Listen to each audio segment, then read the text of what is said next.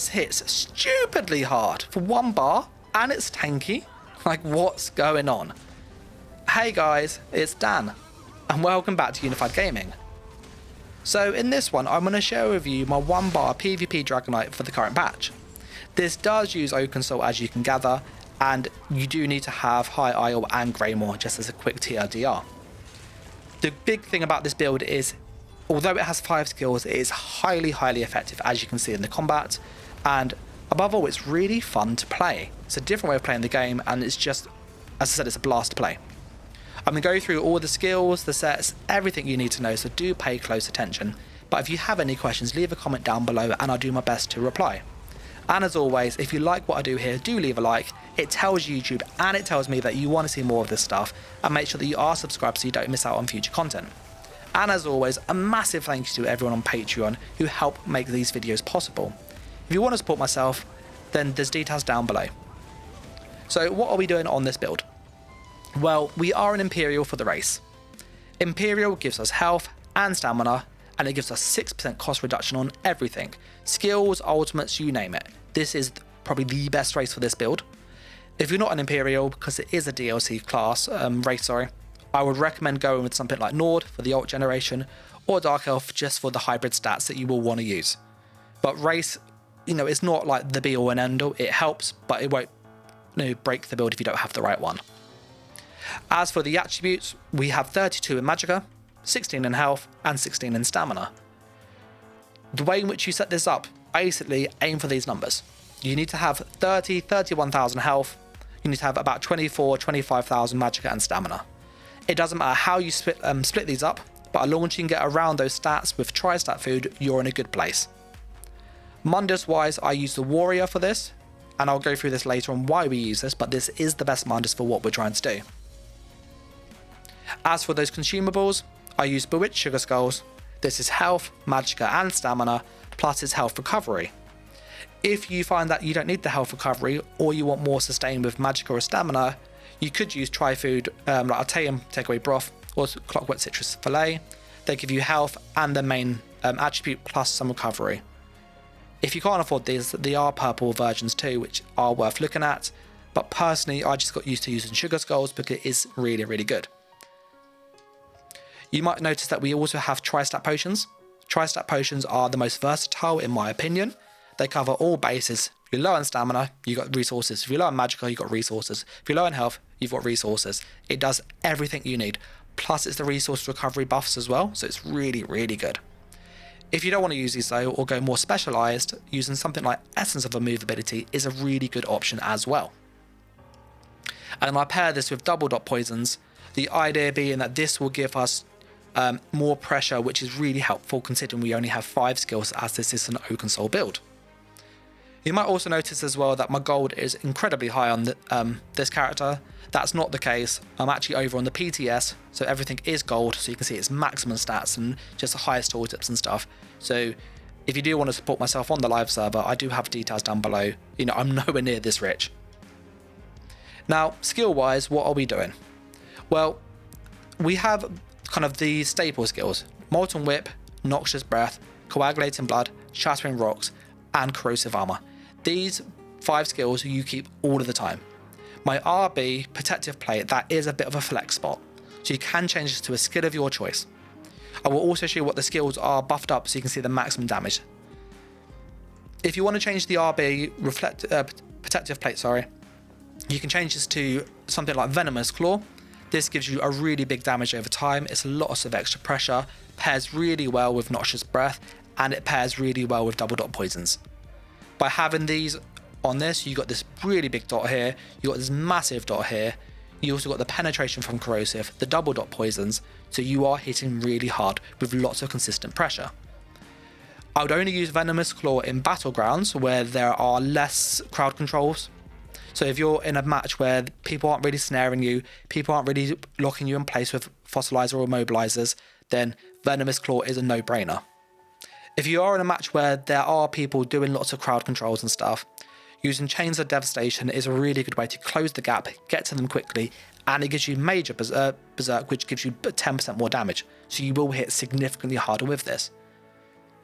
If though you want to play more defensively and go in somewhere like Cyrodiil or Imperial City, I personally recommend using Protective Plate. This reduces range damage by 50% for 6 seconds, which is great. It also gives you snare immunity for 4 seconds. And this is the biggest advantage of this skill. It helps you move around the battlefield without being slowed. And as you're a Dragon Knight and you are casting Ardent Flame skills, you proc this Warmth passive, so you snare people by doing Noxious Breath or Claw. And whilst they're snared, you can also move quicker than they can because you're not snared. And you also have access to Major Expedition through a set that we use. So you can move significantly faster than a lot of other players. So this is a really good skill to have. If for some reason you don't want to use this, you could go down to the Sigil Order and use Race Against Time. This will give you the movement speed buff, Major Expedition on demand, plus snare immunity. So this is really, really good. Another option you can use is also the Vampire Mist form, Elusive Mist, which I don't have in this character, but that will give you access to snare immunity and a bit of a teleport, so it's really, really good. Personally, I use Claw in Battlegrounds most of the time, and if I go into Cyrodiil or if I go into Imperial City, I often use Protective Plate. And if I want to go really aggressive in a group, Chains is a really nice one because you can close that gap, which can be a bit hard on a Dragon Knight. I'm now going to quickly buff up so you can see what the tooltips look like. And I'm using Obsidian Shield instead of Shattering Rock just to do so, because this procs the Mountain's Blessing, which I can't proc without being in combat. So if you see, that's why I'm doing this. This does proc all of the time, and this is always up, but we have to use Shattering Rock in PvP. So for our buffs, I normally do 3 breaths when I'm in combat. That procs our bonus damage from the whip passive here. We then have a 14,000 whip, which is huge. We have a 17,000 dot, plus a 7,000 initial hit on breath. This is AoE, it can't be dodged, it's amazing. And we have a 20,000 plus claw. So with all of these things just together, our dot damage is really high. 20,000, 17,000, plus damage over time from corrosive, plus double dot poisons. Really good, just sustained damage. We then have this big initial hit, 7,000, as an AoE spammable that people can't dodge, with this massive whip when we stack it fully. This also helps with our healing. We have a 13,000 coagulating blood, which is huge. This does go even higher when we have low health. I've been healed in PvP for 19,000 with one button. It is insane how good this is. And then we also have Obsidian Shield, which, as I said, I would normally use Shattering Rock instead. Shattering Rock gives us a heal, which when we are buffed, which I'll show you how much that is, the buffed heal on Shattering Rock is really good. And I personally prefer this to Fossilize. So this is a 9,000 heal as well. So you've got healing when you stun people, you've got massive burst heal. If for some reason you want to have more survival than damage, you can change a Molten Whip and go with the Flame Lash, which basically gives you just healing on your spammable.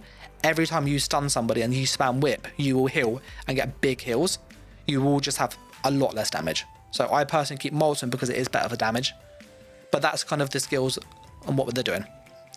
Passive wise, which I don't normally go through, but really quick, all class passives. We use a 2-handed passive, and we are using this because of the heavy weapons. You can see I have a great sword because that gives us more weapon and spell damage, and we don't need penetration because corrosive armor gives us 100% penetration. If, however, you want more of a ranged playstyle, you can go with the Destruction Staff and use an Inferno Staff, and those will give you access to just extra heavy attack damage, which is nice, but you also get the extra single target damage, which is most of our skills. Numbers wise, the Inferno Staff is less damage than the 2H, so I do use the 2H personally as I go in melee most of the time. You want all of your armor skills where possible. You want your racial skills. Basically just get as many passives as you can. I'd also recommend getting alchemy and getting medicinal use, so when you use a potion you do get that extra sustain buff. With those potion buffs on, we have 1,600 health recovery, 1,500 stamina recovery, and 1,100 magicka recovery, which is loads and loads of sustain. So I have no issues with sustain, but you can change things later on if you wish. Now I'm going to go through the sets and what we're doing, and before I do so though, if you like these videos and you want to see more from myself, do make sure that you are subscribed and do leave a like. It really tells YouTube and it tells me you want to see more ESO content. But what are we doing set-wise? Well, I'm using Greatsword of Potentes. I'm using Decisive on this with double dot poisons. The Greatsword, as I said a minute ago, gives us more damage because of the heavy weapons passive, and this is a must. You don't want a mace. Mace is just pointless because we have corrosive up so much of the time. You could, however, use a Great Axe if you want to have more crit damage, which will give you massive spikes, but I personally think the Greatsword is kind of the most all-round. It buffs your healing, buffs your damage all of the time. I then pair this with Bloodspawn, and we are using 5 medium, 1 heavy, and 1 light. Bloodspawn is here because it gives us extra defense when we're not in corrosive, but it gives us the ult generation, which is really helpful. And with the corrosive and with the Potentes, we can basically keep in this really, really high because of the decisive here, the extra cost reduction on there, the ult gen from here is really noticeable. I then pair this with Daedric Trickery, and lots of people will go, but Dan, you've got Oakensol and you've got these buffs, and actually there isn't many overlap. These are the major versions. Most Oakensol buffs are minor. So you don't get speed on Oakensol, you don't get protection, you get minor protection, you get minor mending, you get minor heroism. So actually when you look at Trickery, all of these buffs are unique, there's no overlap, and these give you everything you lack. As a DK, you lack speed, Expedition fixes that. You lack some healing power because you've only got 2 heals, or 1 big heal really, and Mending and Vitality fix this, give you massive heals, like 20k plus heals. You then have Protection, which is more defense. You have Heroism, which is more ult gen, and the Heroism is really nice because it gives you more corrosive, which gives you more damage, gives you more survival, it does everything. So this is probably the best set for Dragon Knight with this type of playstyle. I then pair this, as you can see, with Oakensol, as I said, which gives us all the major buffs that we won't need to use, like Brutality, Sorcery, Prophecy, so it gives us a crit, a damage, our armor, but it also gives us some of the minor ones like Courage, Heroism, so this is really good to have. And we use 1 trainee to just round it off. As with the glyphs and stuff, we are using Tri-Stat on the big pieces, so that's the head, the chest, and the legs, with Magicka, Stamina, and Stamina. So that's 3 Tri-Stat, 2 Magicka, 2 Stamina. If you can afford Tri-Stat, go Tri-Stat on everything, but it is incredibly expensive for very little gain, so I wouldn't recommend it. Trait-wise, I have 4 Impenetrable and 3 Well-Fitted.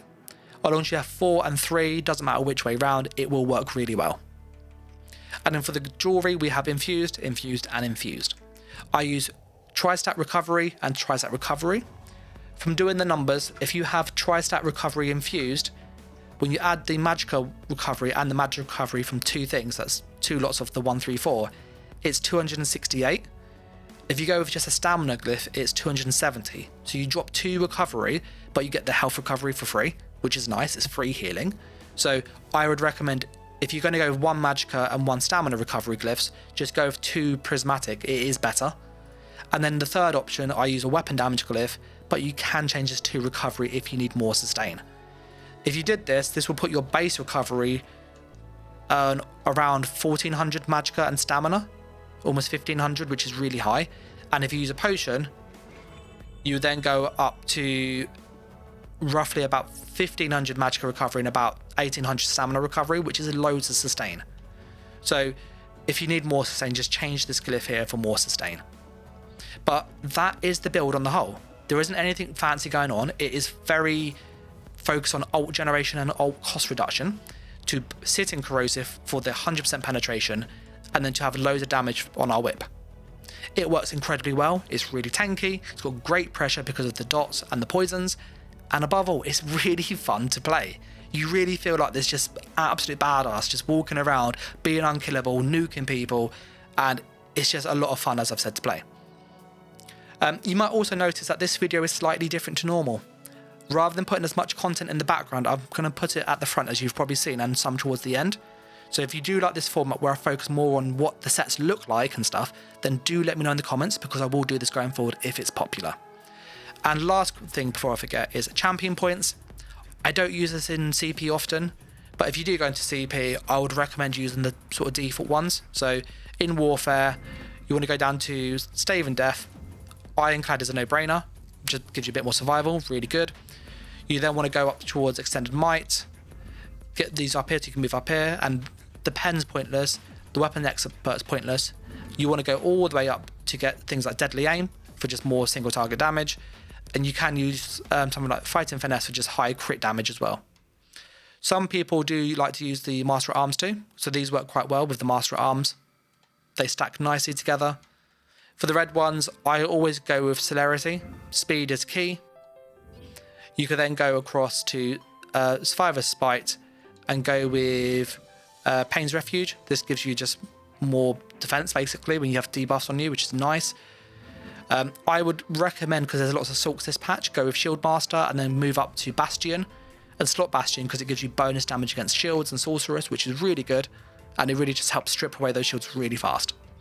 As for the other two, you can kind of go with what you want. Expert Evasion can be quite nice, so can Slippery, but just having just flat stats up here is also useful too. And then for the green ones, it is personal choice. Always get Steed's Blessing, because you move quick out of combat, which is good to get back in the fight quickly. And then go with whatever you want. Just try and make sure you get the full damage one, which is around here somewhere. There it is, because that does actually make a difference. But that's the CP that I would use on this build. If you get any questions about this build or just how it works, let me know in the comments below. But this video has been long enough as it is, so I'm going to catch you in the next video. I'm going to say a huge thanks to everyone on Patreon, and thanks for watching, take care, and bye!